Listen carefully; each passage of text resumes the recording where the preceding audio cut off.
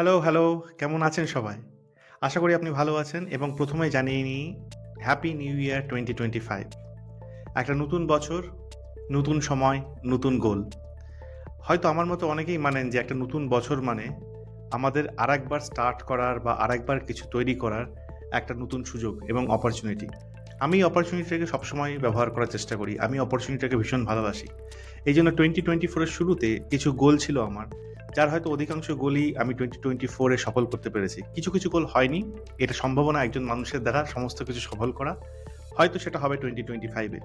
Similarly 2025 এও আমার বেশ কিছু গোল আছে, যেই গোলগুলো আজকে আপনাদের সাথে শেয়ার করতে চাই। তার কারণ হয় প্রত্যক্ষ কিংবা পরোক্ষভাবে তার অংশীদার আপনিও হতে চলেছেন। আমি যেহেতু YouTube এ সেটা ইংরাজি হোক কিংবা বাংলায় হোক, প্রোগ্রামিং নিয়ে, চাকরি-বাকরি নিয়ে, ফান্ডামেন্টালস নিয়ে অনেক কথা বলি। সেইজন্য 2025 এ আমার কি প্ল্যান, আমার সম্পূর্ণ চ্যানেলগুলোকে নিয়ে, তাপসক্রিপ্টকে নিয়ে, সেগুলোই আপনাদের সামনে তুলে ধরতে চলেছি। ১ম এ যে জিনিসটা বলি যেখানে আমি ফোকাস করতে চলেছি তাপসক্রিপ্ট বাংলায়, সেটা হচ্ছে React এর একটা ফুল ফ্লেজড প্লেলিস্ট। আপনারা অলরেডি লক্ষ্য করেছেন যে 2024 এর শেষের দিকে আমি React নিয়ে বেশ কিছু ভিডিও দেওয়া শুরু করেছি।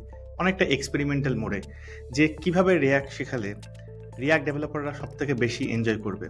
আমি কয়েকটি প্রজেক্ট ভিত্তিক ভিডিও অলরেডি শেয়ার করেছি এবং ফিডব্যাক যা পেয়েছি তাতে আমার মনে হচ্ছে যে প্রজেক্ট করে যদি আমরা React শিখতে পারি তাহলে React আমরা অনেক, অনেক তাড়াতাড়ি শিখবো এবং অনেক ক্লোজলি শিখবো।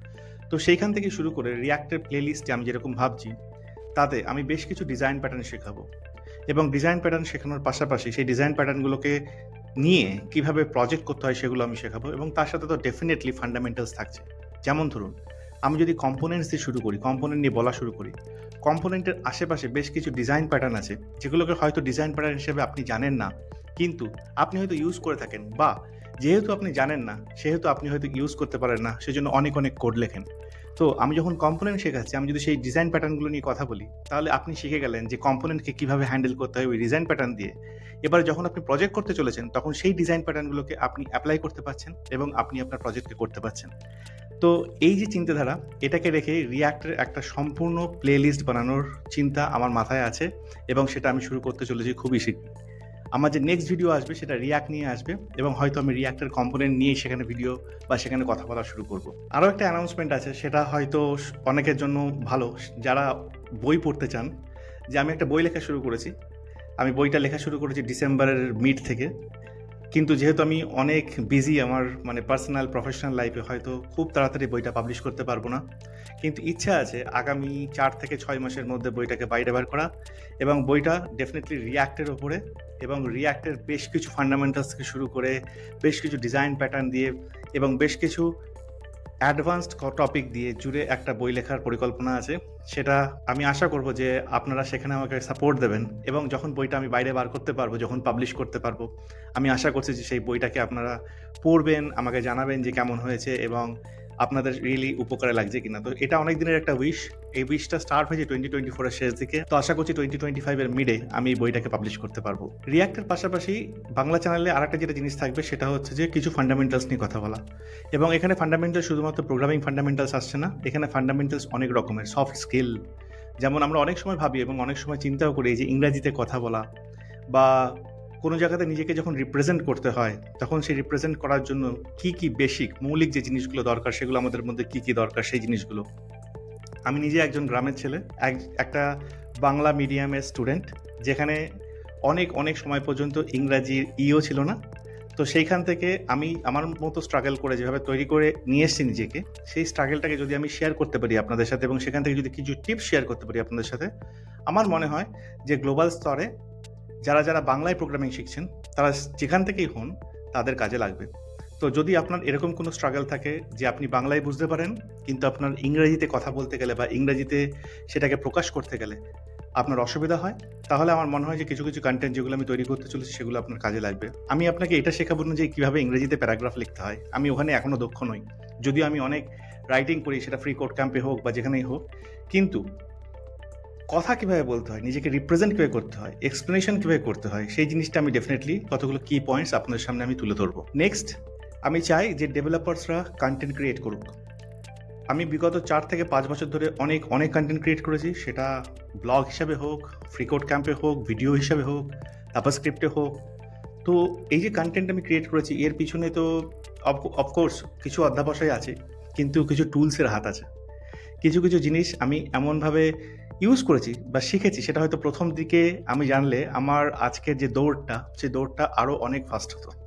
তো আমি সেই সমস্ত কন্টেন্ট ক্রিয়েশনের কিছু টুলস, সেই সমস্ত কন্টেন্ট ক্রিয়েশনের কিছু পদ্ধতি, সেগুলো আমি আপনার সাথে শেয়ার করব। সেগুলো হয়তো আপনার ফ্রিল্যান্সিংয়ে কাজে লাগতে পারে, সেগুলো হয়তো আপনার নিজস্ব কন্টেন্ট ক্রিয়েশনে কাজে লাগতে পারে। তো সেইটা আরেকটা প্ল্যান আছে এই বাংলা চ্যানেলে শেয়ার করার জন্য।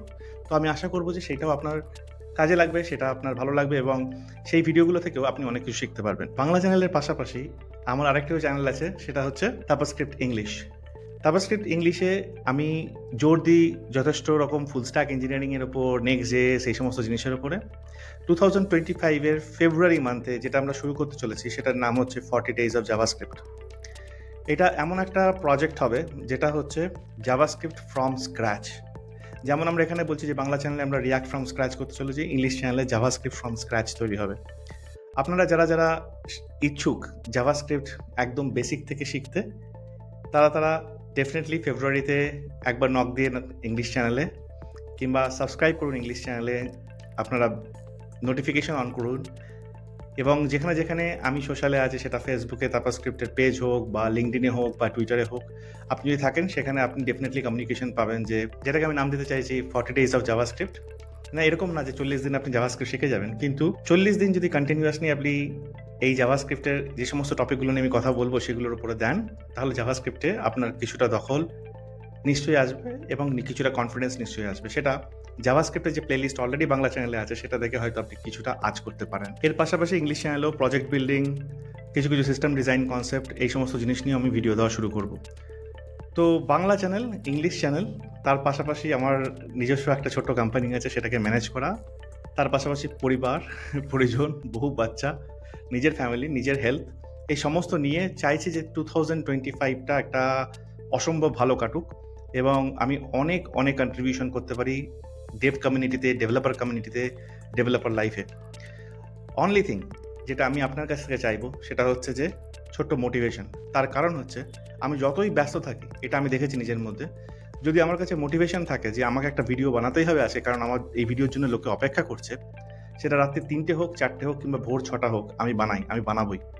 যেখানে মোটিভেশন কম, যেখানে মনে হয় না হু কেয়ার্স, কেউ হয়তো কেয়ারই করছে না, সেখানে মোটিভেশন খুব কম থাকে। সো প্লিজ 2025-এ এই দাদাকে একটু মোটিভেট করুন, আরও একটু মোটিভেট করুন, বাংলা চ্যানেল এবং ইংরেজি চ্যানেলের সাথে থেকে চ্যানেলগুলোকে সাবস্ক্রাইব করে, এবং আপনার যে সার্কেল আছে, স্পেশালি আমি বলবো যে বাংলার যে সার্কেল আছে, সেটা যেখানেই থাকুক, অনেকেই হয়তো জানে না চ্যানেল এবং এর কন্টেন্টের সম্পর্কে, সেটাকে একটু শেয়ার করুন। তো এর সাথে আমি শেষ করি আমার পরিকল্পনা 2025-এর। আমি আশা করছি যে যা যা বললাম তার 100% আমি টাচ করতে পারবো।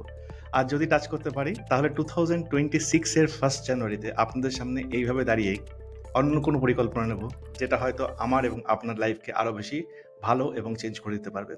চলুন, ভালো থাকবেন, সাথে থাকবেন, শিখতে থাকবেন।